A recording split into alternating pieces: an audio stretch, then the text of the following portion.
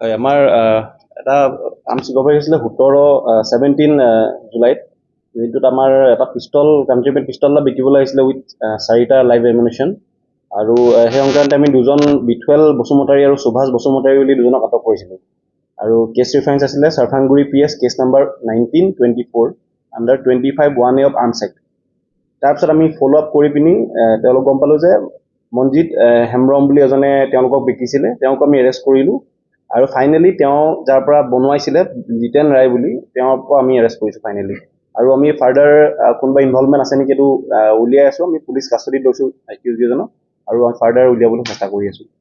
আৰু কালি আমাৰ special branch আৰু আমাৰ আৰ্মিৰ ইণ্টেলিজেঞ্চৰ ফালৰ পৰা এটা ইনফৰমেশ্যন আছিলে যে কিছুমান আগৰ পুৰণা দিনৰ কিছুমান হাথিয়াৰ ইয়াতে লুকুৱাই থোৱা আছিলে বুলি কৈছিলে আৰু সেই সংক্ৰান্তে আমাক চ'ৰ্চে দিয়া ইনফৰমেশ্যন মতে আমি কালি চালাকাটি এৰিয়াৰ গালাঝৰা এৰিয়াত আমি 11টা ৰাইফল ৰিকভাৰ কৰিবলৈ সক্ষম হৈছোঁ। এইটো লুকুৱাই থোৱা হৈছিলে আৰু ফাৰ্ডাৰ ইয়াৰ কিবা ইনভলভমেণ্ট কাৰোবাৰ লগত আছে নেকি আমি চেষ্টা কৰি আছোঁ উলিয়াবলৈ।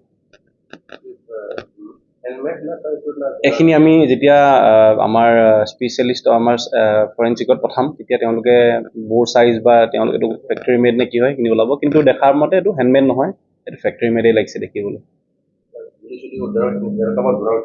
নাই এই যোনটো ৰিচেণ্ট কালি এষ্টাৰে যোনটো কেছ হয় তাত কাকো ধৰা হোৱা নাই। আগৰ কেছটোত আমি 4জন মানুহ এতিয়ালৈকে ধৰিব সক্ষম হৈছোঁ।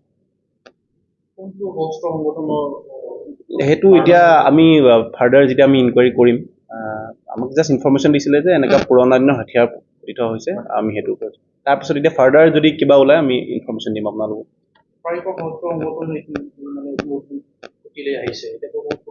হয় সেয়া সেইটো কাৰণে তেওঁলোকে চাগে পুৰণা হাথিয়াৰবোৰ লুকুৱাই থৈছিলে যিখিনি আমাৰ লাহে লাহে ইনফৰমেশ্যন আহি আছে আৰু অভাৰ দ্য পাষ্ট ইয়েৰ আমি এনেকৈ গ্ৰেজুৱেলি মাজে মাজে আৰ্মছ ৰিকভাৰ কৰি থকা হৈছে খবৰ পালে। নাই আমাৰ সেনেকুৱা কোনো ইনফৰমেশ্যন নাই।